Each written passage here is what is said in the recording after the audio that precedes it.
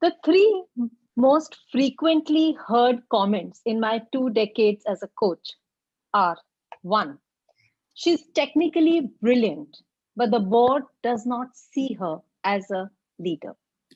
Two, she has delivered excellent results in the past 3 years, but somehow lacks the gravitas. And the worst one, three, I faintly remember meeting her. So, what is the common thread? What is lacking? Anyone who is currently in a leadership position or aspires for one knows that executive presence is a leadership skill which is critical for success. It demonstrates your ability to get the job done. This difficult to define and easy to spot skill is critical for leadership success. While it's directly linked to business results, it does not reflect your true capability. However, it's how others perceive you as a leader.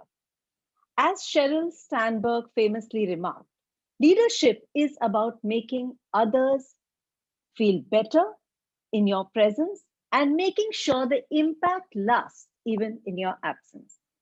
Going a step further, defining executive presence for women leaders is even tougher for the simple reason that you have to include and layer it with societal prejudices and workplace biases. How does a young woman move forward when society hasn't yet made a playbook for modern workplaces? Also, we receive conflicting messages. First, we were told to lean in, and after some backlash, the men were told to lean out. How does a young woman leader go up the corporate ladder when the path is defined by men? In fact, the rungs of the ladder are very different for women leaders. Yet, as the McKinsey report has shown, in fact, some of the rungs may be even broken. Clearly, the destination is the same, but the path is very different. The good news now, the current business climate is very conducive for women leadership. Companies are constantly framing policies and working out ways to improve or enhance the impact women can have. I embarked on a 3 year journey to demystify executive presence, and I'm happy to share with you the POISE formula for leadership, where it is a combination, a blend of your physical, online, influencer, stage, and engagement presence. Now, the second bit of good news: executive presence is a skill and not a trait, making it learnable. Over the next few minutes, I'm going to share with you 5 executive presence tips which are going to provide you the toolkit to strengthen your personal brand. The first one is the first impression. While physical presence may be the tip of the iceberg, but research has clearly shown several times that we form opinions within seconds of meeting a stranger. First impressions serve a twofold purpose. They reveal who we are and put our listeners at ease. A powerful blend of verbal and non-verbal communication. It is direct eye contact, a warm greeting, posture, which shows how you carry your life's experiences, and your ability to connect the dots and find common areas of interest, which take away the awkwardness and make it easy for people to connect with you.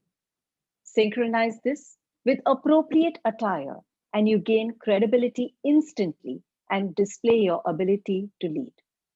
Aspiring women leaders need to move away from submissive and body compressing gestures, like slouching at the table, rounding your shoulders, looking down constantly, folding your hands in your lap, making yourself invisible or making yourself small.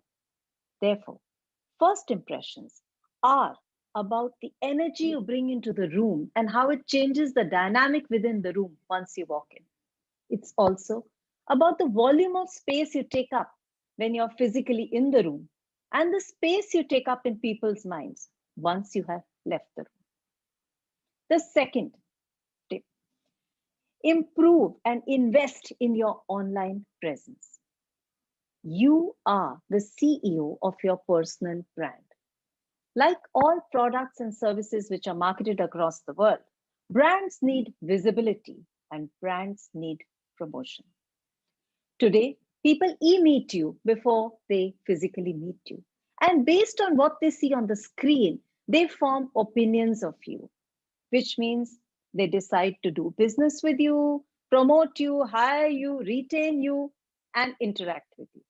Leaders are aware of this internet revolution and the fact that it has led to a fishbowl existence where their role is constantly under scrutiny. So, it's also called thin slicing by psychologists, a phenomena where we base our opinion based on condensed sections of information that we receive. If you apply it to your online presence, it shows your personality and your capability. People log in, and based on what they see online, they form impressions of your life, your interests, even your religious and political views. So, curate your online presence. Don't leave it to chance. Put your name into Google and see what shows up. This is what the world is seeing about you. Showcase your talents, highlight your achievements and your professional engagements. The third tip, inspire trust.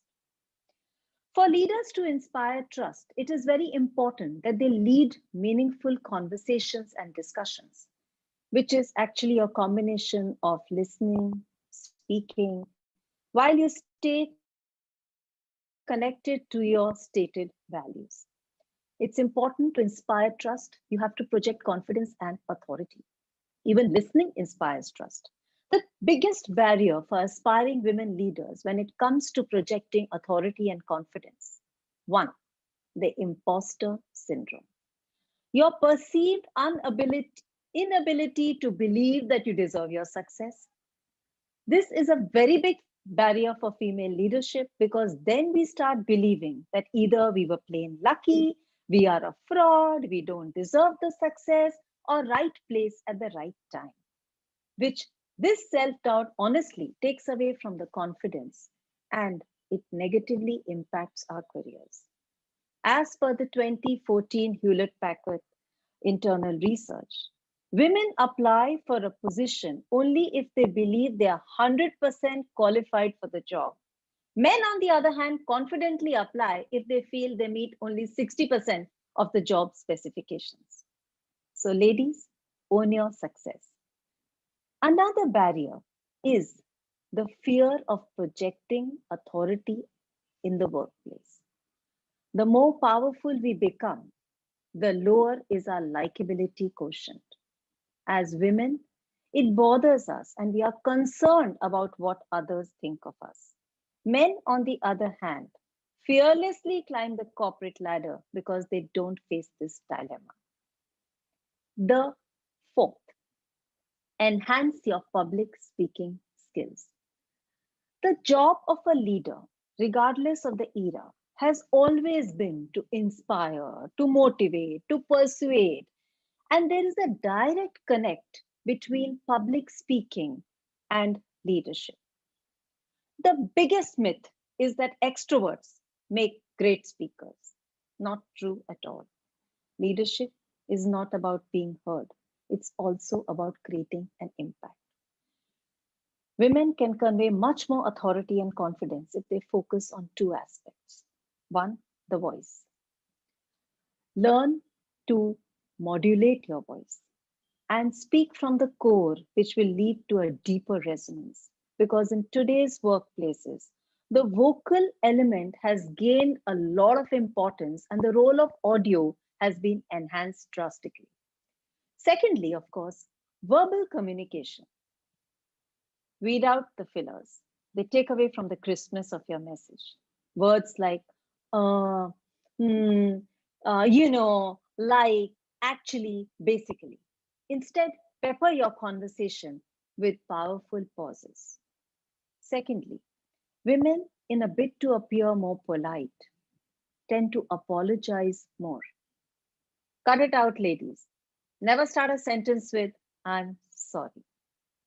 during the current pandemic.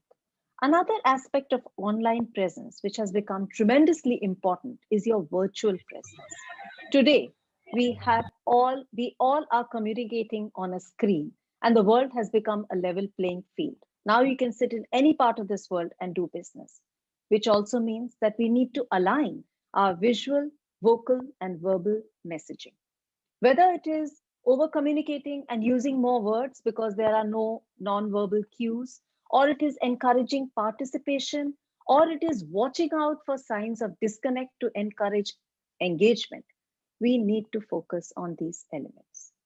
Finally, fifth point, build your internal and external networks. Every interaction matters. Whether you're grabbing a coffee or a quick chat at the water cooler or a casual conversation during team drinks or a much more formal, lengthy conversation at a networking event, every interaction offers you a wonderful opportunity to display your executive presence. Research has shown when senior women leaders have categorically stated that the number one criteria for promotion is your visibility, internal as well as external circles. The human brain is very unique. We are very intrigued by things which are engaging, inspiring. Which, so, what are the skills needed?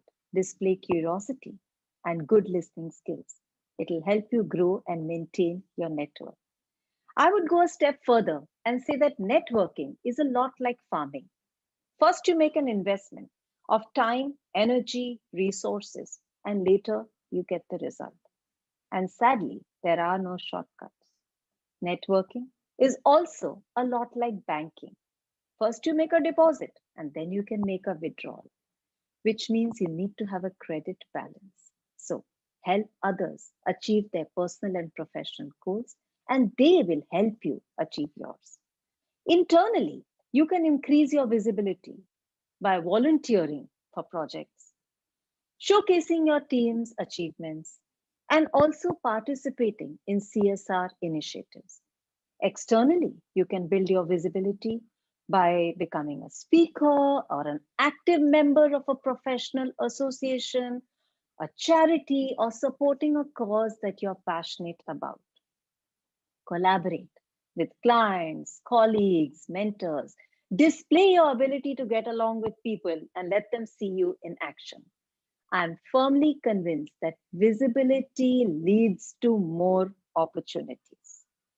Sensing the importance of grooming future women leaders in executive presence, I started an NGO, Catalyst, that bridges the gender gap. We have impacted over 1,400 young women engineers with our 600-hour curriculum and, of course, the support of our capable mentors. Currently, we have about 700 women in our program across 4 centers in India. I would like to conclude by saying women boast innovation. Women are excellent at interacting on a one on one basis. Women lead with warmth and empathy. Companies that have women on the board increase profits. And having even a single woman in a boardroom full of men is going to improve the quality of the conversation and the governance standards. We have to support each other, seize every opportunity to shine, and move the needle on executive presence.